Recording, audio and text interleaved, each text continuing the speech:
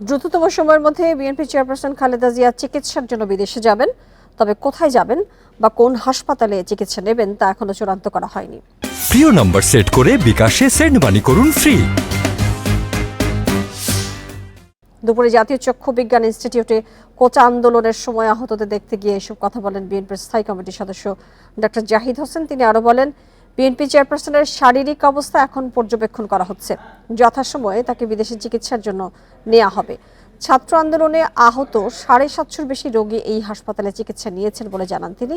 এদের মধ্যে অনেকের উন্নত চিকিৎসা প্রয়োজন রয়েছে। জাহিদ হোসেন আরও জানান, আহতদের সব ধরনের সহায়তা দেওয়ার নির্দেশ দিয়েছেন বিএনপি চেয়ারপারসন। জনাব তারেক রহমান ওনার সুনির্দিষ্ট নির্দেশনায় বেগম খালেদা জিয়া উনি অসুস্থ, তারপরে আমি আজকে আসার সময় ওনাকে বললাম, যখন উনি বললো যে যাও এবং চিকিৎসার ব্যাপারে আমাদের যা যা করণীয় আমাদের সামর্থ্য অনুযায়ী আমাদের দল সে অনুযায়ী তাদেরকে সহযোগিতা করবে। এটা তুমি আমার পক্ষ থেকে সবাইকে বলবা।